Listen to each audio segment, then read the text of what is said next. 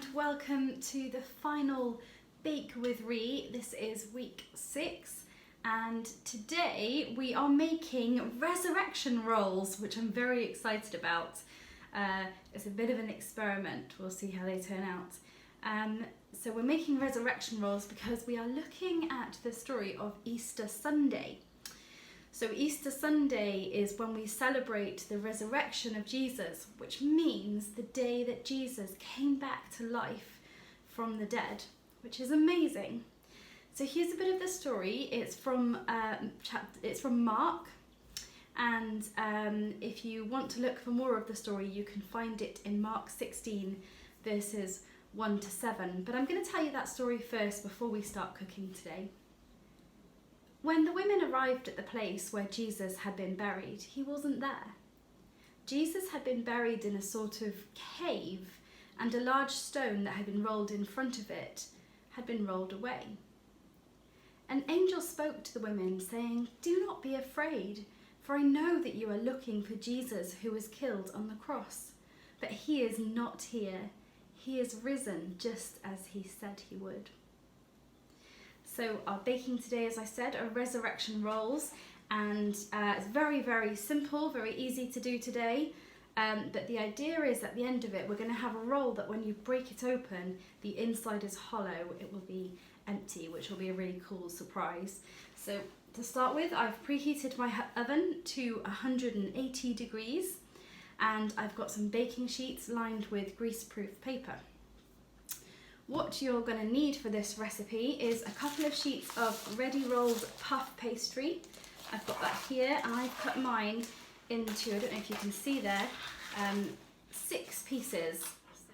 I've cut a line down the middle, and then I've cut it twice more going the other direction, so I end up with 6 pieces, 6 squares that are about this size.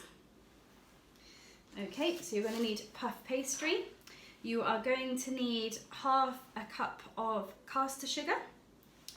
You're going to need 2 tablespoons of cinnamon.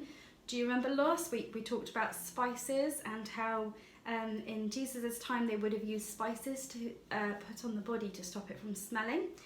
So 2 tablespoons of that, half a cup of melted butter, and the star ingredient, marshmallows. Now you can get marshmallows that are this size, like this, or you can get the jumbo ones, and that will work too. We're going to put 2 marshmallows in each one, and that will be about the equivalent of a jumbo marshmallow. Here we go. So I'm going to take my spices, and I'm going to add my sugar to it, like that, and I'm going to give it a little mix around. Fold it over, try not to spill any. I think I might have needed a bigger container for this. I did decide to get a bigger container, so you might need one that is quite big because mixing it is quite tricky otherwise. So mix that all in, all those lovely spices and that sugar.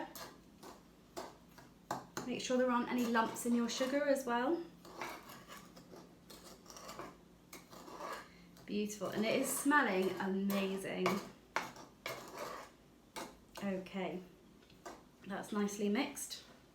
Now I've got my puff pastry squares ready, I've got my sugar ready, I've got my butter ready, and I get my marshmallows. Now, I've got one of these at home. This is a skewer for fondue or to melt marshmallows on the bonfire. So you can use this, or you can use a fork, or you could use your fingers, but it's a bit messy. And we're going to take our marshmallows and we're going to dunk them into the melted butter.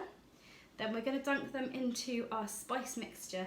Then we're going to pop them onto a square of our puff pastry. Let's go.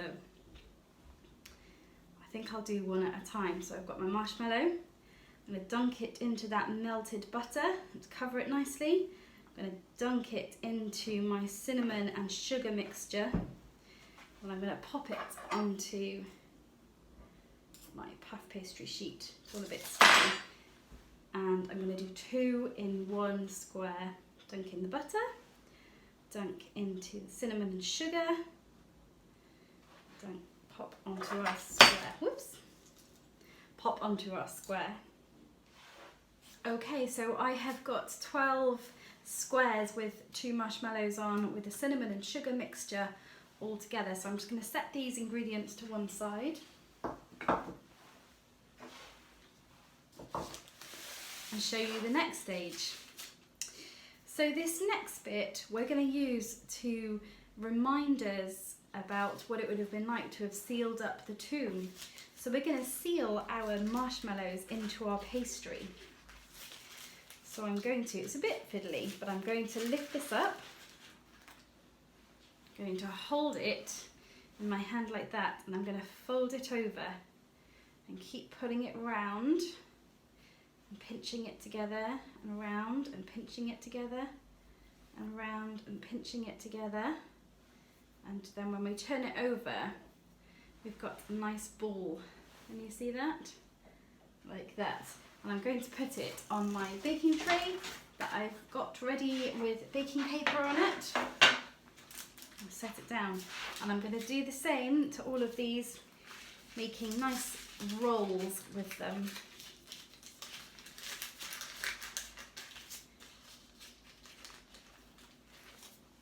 Seal it round, so fold it over and push it round. Press and pinch. Tuck it in, fold it over, and there's our nice roll. Here's all my rolls all ready, and I think they look great. And so what we're going to do as a final touch, we're going to take the melted butter that we had left over, and I'm just going to brush a little bit onto the top of each of them, just to give them a nice glaze. That's beautiful. Nearly there.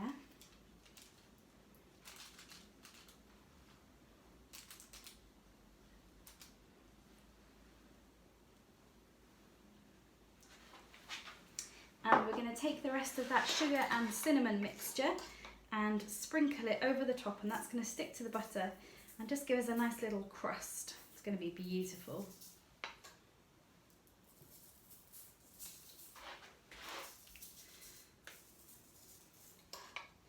This is such an easy recipe to do with younger kids as well, because it's not really any baking until you get to the oven stage. And it doesn't matter if you make a mess.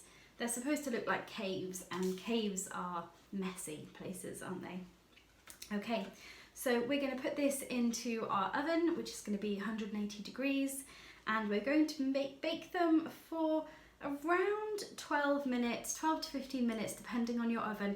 Keep an eye on them, make sure they're not burning, and if you think they need a bit longer, you can keep them in for a bit longer. And we'll have a look once they are cooked and cooled. My resurrection rolls are out of the oven. There was some marshmallow explosion happening, so don't worry too much if that happens. But let's cut one open and see if it works. I'm going to choose this one here, it's nice and big. Right. Oh, do you hear that? That was nice and crispy. Let's have a look inside my roll. Oh wow, yes it has. Now they fall apart a bit. Mine is still quite warm, but can you see in the middle I've got that nice hole there? Can you see that? And it smells lovely. There we go. So that when the stone was rolled away, there was nobody in it. Jesus was not there anymore because he is alive. And the best thing about this isn't just that he is alive, but that he wants a relationship with you, that he wants to be your friend, that he wants to offer you life and life to the full. If you'd like to talk about this anymore, please do contact me or St. Barnabas Church and Reverend Julianne there, and we'd be so happy to have that conversation with you. Thank you for baking through Lent with me, and have a nice Easter. Bye.